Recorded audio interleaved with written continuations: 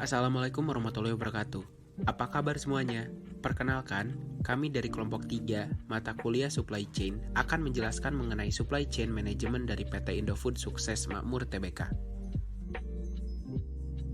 Beranggotakan saya sendiri, Nawaf Muhammad Supriyadi, lalu ada rekan saya, yaitu Nadira Hugi Azhara Lubis, Melani Hermana Putri, Elza Putri Amsyah, dan Nur Anissa Septiani.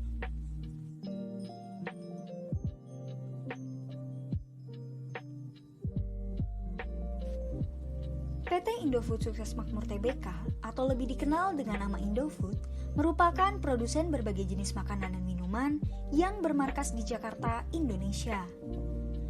Perusahaan ini didirikan pada tanggal 14 Agustus tahun 1990 dengan nama awal yaitu PT Panganjaya Inti Kusuma. Dan kemudian pada tanggal 5 Februari tahun 1994 berganti menjadi Indofood Sukses Makmur. Pendiri PT Indofood adalah Sudono Salim dan sekarang memiliki 20 anak perusahaan yang mengekspor barang ke 80 negara, terutama negara Australia, sebagian negara di Asia, Amerika, Afrika, hingga negara-negara di Eropa. Berikut adalah beberapa contoh produk yang dipasarkan oleh PT Indofood. Kali ini, kami mengambil produk Indomie sebagai objek dari tugas kami.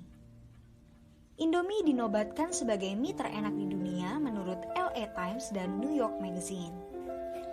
Indomie sendiri memiliki dua jenis mie, yaitu mie kuah dan mie goreng, dengan varian yang paling favorit yaitu Indomie kuah rasa ayam bawang dan Indomie goreng original. Indomie memiliki beberapa tahapan dalam proses produksinya, yaitu tahapan pertama, mixing, mencampurkan semua bahan seperti tepung gandum, air pasteurisasi, garam, ragi, dan vitamin B2 diaduk secara perlahan dalam mixer besar hingga membentuk adonan. Pada tahap kedua dilakukan pressing, adonan dipipihkan dengan pressure besar sampai menjadi ketebalan 1 mm.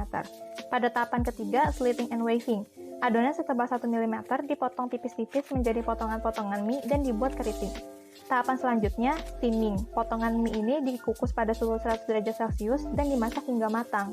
Pada tahap kelima, cutting and folding. Pada tahapan ini, strips mie dilipat dan dipotong dengan berat tertentu. Pada tahap selanjutnya yaitu frying, penggorengan blok mie dengan minyak sawit murni. Pada tahap selanjutnya dilakukan cooling, yaitu mie didinginkan dengan udara bersih yang telah difilter, lalu dipersiapkan untuk dikemas. Pada tahapan ke-8 dilakukan addition of seasoning sachet, yaitu penambahan bumbu-bumbu instan dengan cermat ke dalam bagian kemasan yang diproduksi. Pada tahapan terakhir yaitu packaging, produk yang telah mencapai tahap konsumsi diisi ke dalam packaging plastik dan kotak yang telah dibuat khusus, dan juga disimpan dengan benar agar terjaga kualitasnya.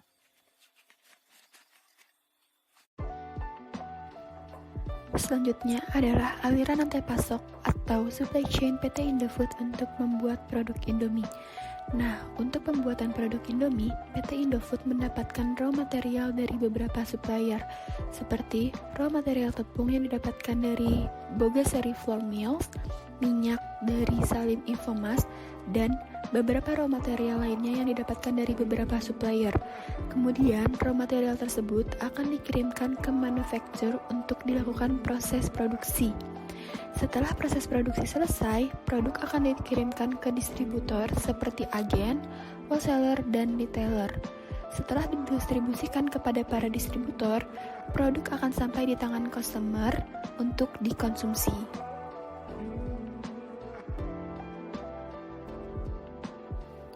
Selama masa pandemi COVID-19, diketahui bahwa konsumsi mie instan di seluruh dunia mengalami kenaikan.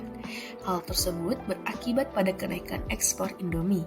Pada tahun 2020, Indonesia mengekspor Indomie ke negara Malaysia sebesar 31,40%, ke negara Australia sebesar 9,84%, ke negara Singapura sebesar 4,70%, ke negara Amerika Serikat sebesar 4,51%, dan ke negara Timur Leste sebesar 4,24%. Sehingga total dari pengeksporan Indomie pada tahun 2020 ini mencapai 271,34 juta US dollar.